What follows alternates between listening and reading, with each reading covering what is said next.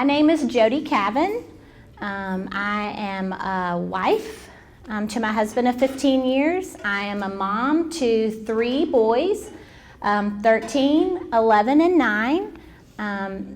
And I was diagnosed with MS about 16, almost 17 years ago. And then my profession is that I'm a physical therapist.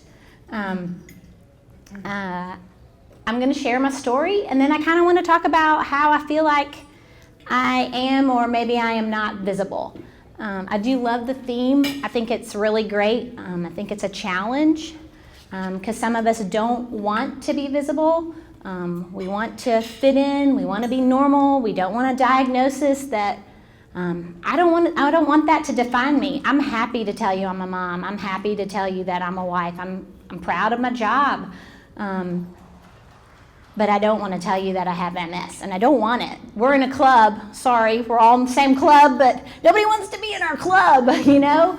So I'm going to talk a little bit about that and hope that I can compete with the lady. Like I said, I was diagnosed with MS about 17 years ago.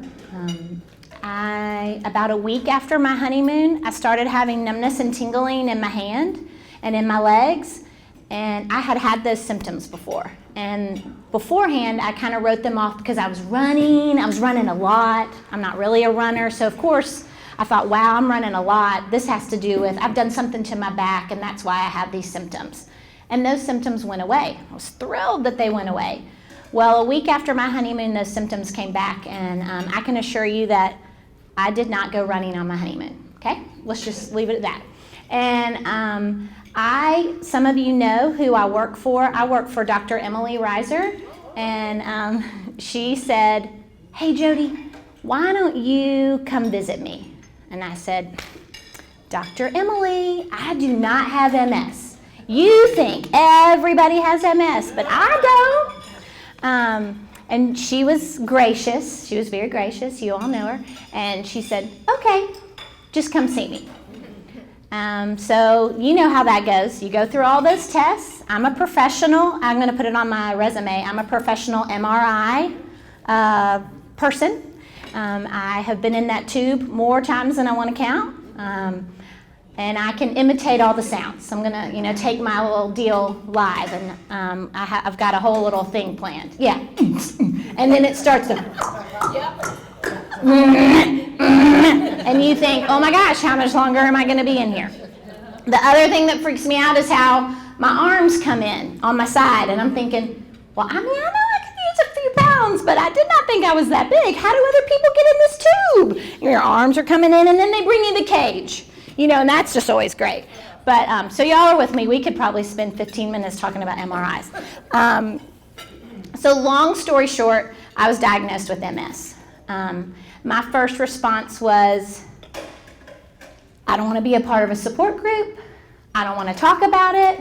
I don't want to spend any time talking about it. I don't want to spend the least amount of time possible that I can to talk about MS. I'm going to let it take up this much amount of my day.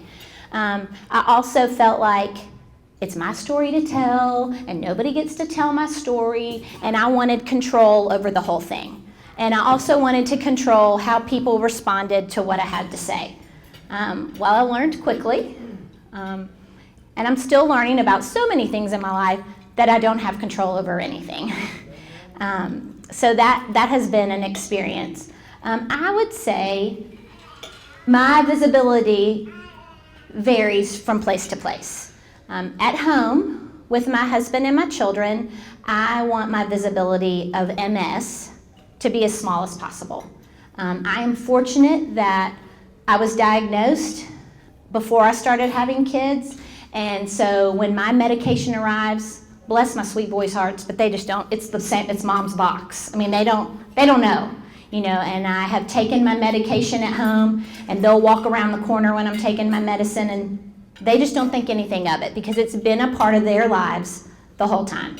So my sweet boys don't ask a whole lot of questions. If I say, hey, I'm going to the doctor, or I have an appointment, you're going to the doctor, Mom? Are you okay?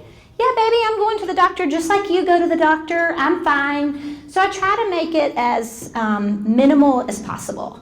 And if I'm really honest, I used to time myself to see how quickly I could set out the medication, open up that syringe, get it all ready, and get it in, how quickly. Because in my mind, that was my control of if I can get my medicine in as fast as possible, then I was in charge, and I allowed MS to only take up this much of my day. I'm getting better about that. And I really just try to keep it at a minimum. I have to be honest, I have to really work hard to tell my husband if I feel like I'm having symptoms. I almost feel like I only have so many options or so many opportunities to come to him and say, I'm tired. And that's me who has done that and not my husband. He has been gracious. But I feel like, gosh, if I keep saying, hey, guess what, I'm tired again, I'm going to wear him out, you know? And so again, I don't feel like I'm as visible at home. With my parents are divorced. My mom is great about it, but she's my mom, and so she worries, and she feels responsible, and she's gone through all the feelings of, did I not feed you the right foods? Did I not do the right things? She takes it very personally. And my poor mom, 5 years ago, my brother was also diagnosed with MS. Don't worry, that's not normal. That's not normal. My family's just weird. But my brother was also diagnosed with MS. So of course, my mom all over again, surely I did something wrong, but in those moments, my brother and I, we talked today, and never did I expect this out of this whole situation, that I can talk to my brother. He's safe. He gets it. We take the same medication. We can talk about, oh my gosh, did you get the phone call? Did you get the robocall that it's time to order your medication? Did they call you 20 times before you answered the phone? You can talk about that. Do you know the hold music when you call? It's the same song. It's the same 16 counts. It is. Oh, and then, every season they kind of change it. They have one where it's like, and you're just sitting on there, and I try to tell myself, oh, this is not taking up my day. So my brother, actually, this is a way that I don't highly recommend it, but it's a way that we can bond, okay? And so that has been a way that I can be visible with my family members and yet not feel like I'm Debbie Downer of the family.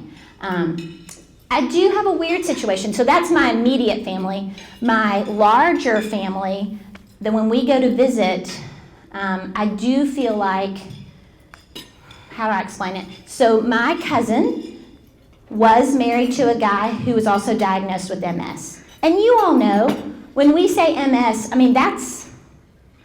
we don't all look the same, right? Talk about visibility. We all have different things that we're dealing with.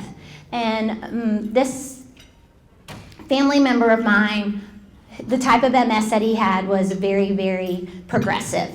And so I felt like when I was diagnosed that they compared me to him. And I am grateful that I look the way and I'm moving the way that I am. But I felt like they didn't understand. That they felt like, oh, Jodi looks so great and he does not. That then he almost got punished. And I really felt like I needed to explain to them, you hear MS, but you're not getting the big picture. So anyways, that was a piece, kind of a weird piece. I don't know if y'all have had any of that kind of experience. So I feel like, gosh, there needs to be so much more education to help people understand who we are. And I feel like they want us to all look the same and be in the same box, and that's just not how it works. How I am visible at work. Okay, so I told you I work for my neurologist, and I'm a physical therapist. Have any of y'all had physical therapy? We're all up in your business, aren't we? When we call you out on things or we ask why you're walking like that. I was kind of advised right at the beginning not to let people know that I had MS. And I immediately thought, okay, if any of you all knew me, that's not my personality. I'm pretty much out there. I'm an open book. I'm like, how am I going to do that? And then how am I going to do that with my coworkers? I mean, my coworkers know everything about me. I work in a gym. Most of y'all work in like an office. I work in an open area. Everything I say, everything I do, people see. So I also thought, if something does happen to me, these are the people that I would want coming to me. And I am very grateful that I have those people. Some of them know, hey, if I'm in the hospital and I can't talk, you can talk for me, you know. She kind of can read my mind. It's kind of crazy. I have another therapist that's like, Jodi, I'll be there and I'll bring clean underwear. I'm like, okay, that'd be great. So I figured, you know, I'm just going to share. And if something happens to me, I'm just not going to be able to hide it from my coworkers. I also work with my doctor, and I'm not going to be able to hide my big symptoms from her. I try. I'll be real honest, and she knows that about me. So the other thing that's been fabulous about my job is that I have a coworker that also has MS. And again, we're able to do the MRI sounds to one another. Hey, guess where I'm going today? You know, or hey, are you having trouble with this? Are you having trouble with this? What have you done? What does that look like? And so that has been a real gift to me. The way I feel like I am visible in the community and at my church, I have given several presentations. That goes back to that whole piece of it's my story to tell and don't tell anybody. And I've really kind of over the years have been able to let that go. And I can't control what others think about me or, you know, I don't know about y'all, did you have some experiences when you were first diagnosed or when people find out you're diagnosed? I get a lot of, you have MS? You don't look like you have MS. And I'm always like, I'm sorry. What? How? Is this, you know, which way? How do you want me to look? What? Would it be better if I tilted my head like this? Would it be better if I don't know. What? Can you think about what you just said to me? You know, what do you want me to look like? I also got a lot of, when I was first diagnosed, oh, you have MS? Well, I've got this stuff, and I promise you it works for MS, and I sell it. Would you like some? I'm good, thank you. Oh, you have MS? I've got a friend that's got MS, and you know what they did?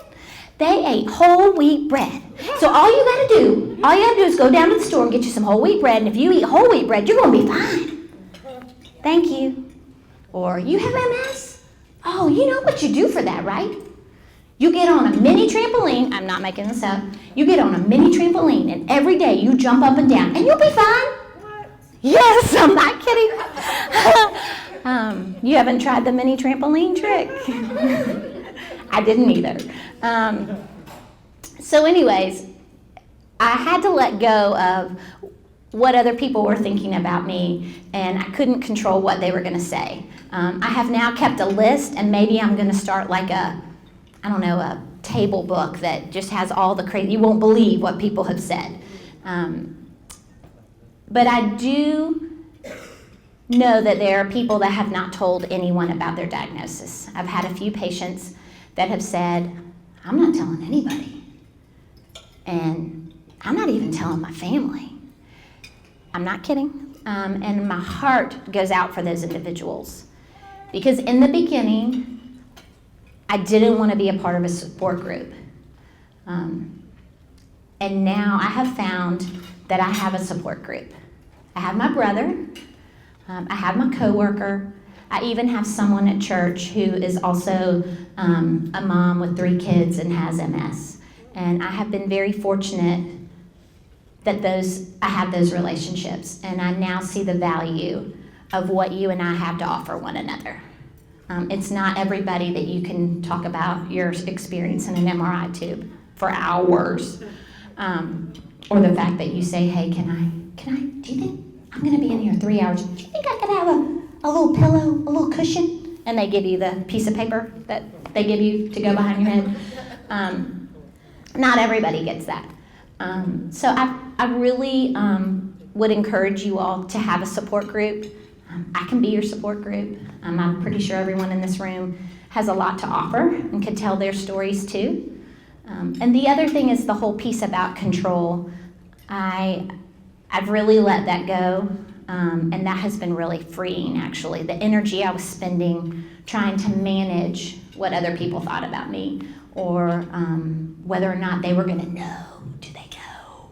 Do you know? Do you know my deep secret? I have MS. I do, and I'm going to be okay. I don't come with a crystal ball. Some days I wish I did. Other days I realize the value of not knowing what the future holds. But it's okay. And we're in a great place because had we had this diagnosis a really long time ago, there weren't even any medications to offer. And so we're very fortunate. And the last thing that I was going to say about my visibility is that I'm learning to speak up. I had a relapse at the beginning of this year, and I didn't want to tell anybody. I didn't want to tell my husband. I definitely didn't want to tell my doctor because I knew what that meant. Back in the tube, change my medication, try some other things. And in my mind, that all equaled a whole lot of work and a whole lot of money. So I was just going to be quiet. I'm going to pretend like it's not here. I'm not going to let anyone know. And I finally decided to meet my poor doctor. I didn't even want to meet with her. I just met with the nurse practitioner, the physician's assistant actually. I got called out by my coworkers. She was like, "Jodi, you crack me up.